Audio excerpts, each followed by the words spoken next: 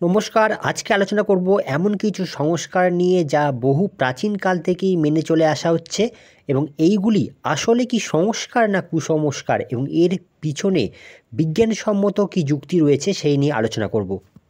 আপনি কি জানেন প্রতিদিন বাড়িতে শঙ্খ বাজানো অত্যন্ত শুভ। যে সমস্ত বাড়িতে প্রতিদিন শঙ্খ বাজানো হয় তাদের বাড়িতে নেগেটিভ এনার্জি থাকে না। এখনও সন্ধ্যাবেলায় শাঁখ বাজানোর প্রথা হিন্দু সমাজে প্রচলিত আছে। যদিও বিষয়টিকে আমরা ধর্মীয় আচার বলেই মনে করি, কিন্তু এর পেছনে বিজ্ঞানসম্মত কারণ আছে।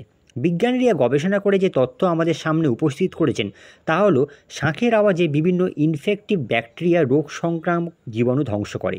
ফলে সন্ধ্যের সময় মাটির কাছাকাছি অঞ্চলে যে সমস্ত জীবাণু থাকে তা ধ্বংস হয় বা বহু দূর চলে যায়, ফলে এলাকাটি জীবাণুমুক্ত থাকে। এছাড়া শাঁখের আওয়াজে মশার উপদ্রব খানিকটা কমে যায়।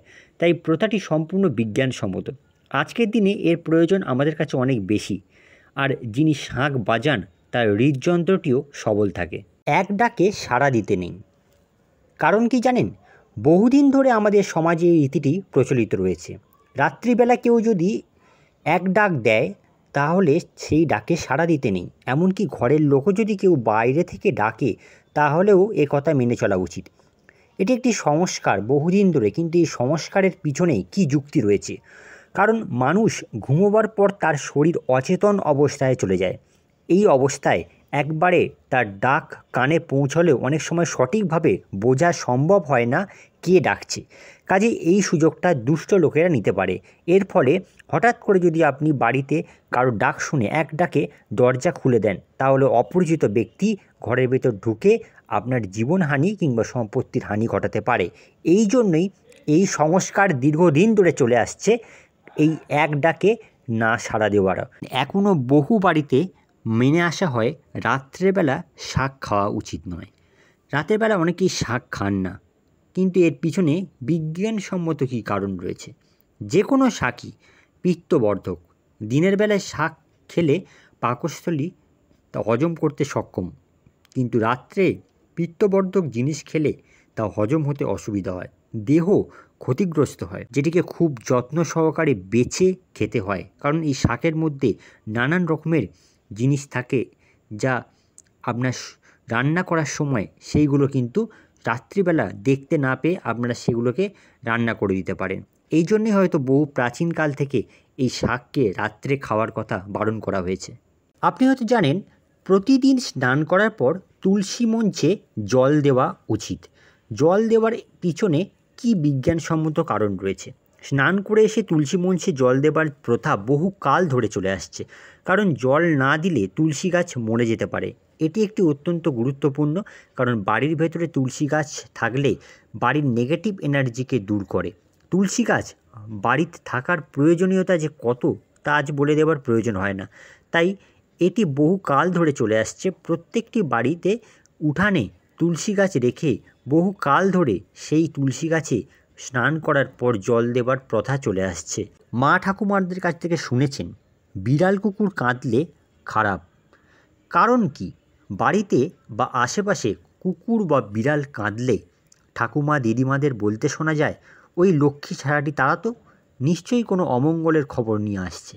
কিন্তু বিজ্ঞান বলে প্রাকৃতিক বিপর্যয়ের আগে আবহাওয়া এবং তার পরিমণ্ডলের যে পরিবর্তন হয় তা পশু পাখি সবার আগে বুঝতে পারে, তাই ওরাও আতঙ্কে কান্না শুরু করে। সুতরাং এই প্রথাটি পেছনে বিজ্ঞানের যুক্তি রয়েছে। বিবাহিত মহিলারা লাল পলা ব্যবহার করে কেন? প্রাচীনকাল থেকে আমাদের সমাজে প্রচলিত রীতি, হিন্দু মেয়েদের বিয়ের সময় লাল পলা এবং সিঁদুর পরানো হয়। এটা শুধু সংস্কার নয়, এর পিছনে বিজ্ঞানের কিছু বক্তব্য আছে। বিজ্ঞানীরা রিসার্চ করে দেখেছেন সিঁদুর পরলে মস্তিষ্ক শান্ত থাকে, স্থির থাকে, এবং লাল পলা বা প্রবাল পরলে শরীরের অস্থিরতা বা চঞ্চলতা দূর হয়ে গিয়ে শরীরের একটা শান্ত নম্র ভাব ফুটে ওঠে।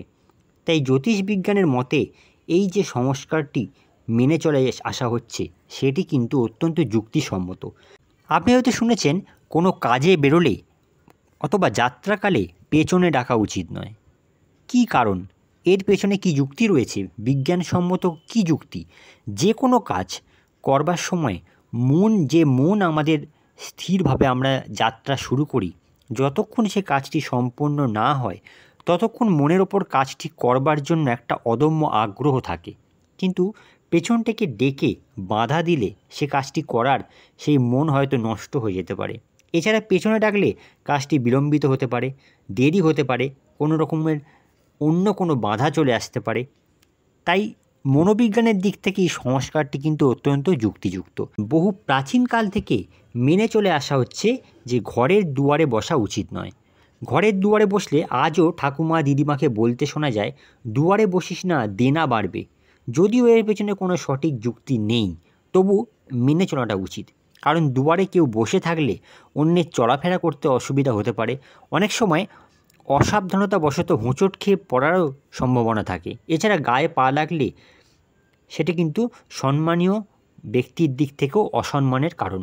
সুতরাং এই সমস্ত দিক বিবেচনা করে এটা বলা যেতেই পারে যে ঘরের দুয়ারে বসা একেবারেই উচিত নয়। শুভ কাজে যাওয়ার আগে ডিম খেতে নেই, এর পিছনে কী যুক্তি রয়েছে, বিজ্ঞানসম্মত কী কারণ রয়েছে? মনে করা হয় যে ডিম খেলে বা দেখলে যে কাজে যাওয়া হচ্ছে তা ডিমের মতোই গোল হয়। ডিম আমাদের শরীর খুব তাড়াতাড়ি উত্তেজনা বাড়িয়ে দেয়, কারণ এতে আছে প্রোটিন এবং ফ্যাট। শুভ কাজে যাবার সময় শরীর ও মন শান্ত থাকা উচিত। কাজে এই সময় যদি ডিম খায় শরীরের উত্তেজনা বৃদ্ধি পায় এবং প্রেশারও বেড়ে যেতে পারে, ফলে শুভ কাজ বিনষ্ট হওয়ার সম্ভাবনা থাকে। তাই এই প্রথাটি বিজ্ঞানসম্মত। এই জন্যই বহু কাল ধরেই এই প্রথা মেনে চলে আসছে। দড়ি বাঁধা পশুকে ডিঙোতে নেই, এই সংস্কার বহু দিন থেকেই আমাদের এই সমাজে চলে আসছে। দড়ি দিয়ে বেঁধে রাখা গরু, ছাগল প্রভৃতি পশুকে ডিঙোলে সেটি মরে যেতে পারে বলে প্রথা আছে। আসল কারণটি কী? আসলে তা নয়, আসল কারণ হলো বেঁধে রাখা পশুর দড়ি ডিঙাবার সময় আমরা সবসময় সাবধান হই না। ফলে কোনো কারণে আচমকা যদি সেই দড়িতে টান লাগে তাহলে আমরা হোঁচট খেয়ে পড়ে গিয়ে বিপদগ্রস্ত হতে পারি। তাই সাবধানতার দিক থেকে প্রতিটি যুক্তিসম্মত। এছাড়াও যে পশুর গলায় এই দড়িটি বাঁধা রয়েছে তার গলাতেও টান লাগতে পারে। এদিক থেকে দেখতে গেলে এটি একটি যুক্তিযুক্ত সংস্কার। আপনি হয়তো শুনেছেন নারকেল গাছ কাটা উচিত নয়, কিন্তু কেন? নারকেল গাছ যথেষ্ট মূল্যবান। বহু বছর ধরে এই গাছ আমাদের ফল দেয়, যা অর্থনৈতিক দিক থেকে আমাদের সাহায্য করে। এছাড়াও প্রাকৃতিক দুর্যোগের সময় বাজ পড়লে তা এই গাছের ওপর দিয়ে যায়, ফলে মানুষের জীবন রক্ষা হয়। এছাড়া এই গাছের কোনো অংশই নাকি ফেলা যায় না, সবটাই কাজে লাগে। সুতরাং সব দিক বিবেচনা করে দেখতে গেলে এই গাছ কিন্তু একেবারেই কাটা উচিত নয়। যদি তুচ্ছ কারণে গাছ কেটে ফেলার সুযোগ সবাই পায় তাহলে মানুষকে অসুবিধায় পড়তে হতে পারে। এর জন্য বহু প্রাচীনকাল থেকে এই সংস্কারটা চলে আসছে।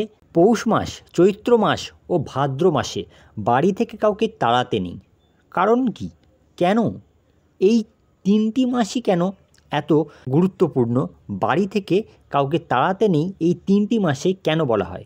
কোনো মানুষকে, এমনকি কুকুর বিড়ালকেও বাড়ি থেকে তাড়াতে নেই। এর পেছনে যে বাস্তবসম্মত কারণটা রয়েছে তা হলো এই তিনটি মাস চরম মাস। পৌষ মাস প্রচণ্ড শীত, চৈত্র মাস প্রচণ্ড খরা এবং ভাদ্র মাসে প্রচণ্ড বর্ষা। ফলে এই সময়ে কাউকে তাড়ালে সে ভীষণ অসুবিধার মধ্যে পড়বে, যা মানবিকতার দিক থেকে অনুচিত কাজ। কাজেই এটি একটি সংস্কার এবং যুক্তিসম্মত সংস্কার।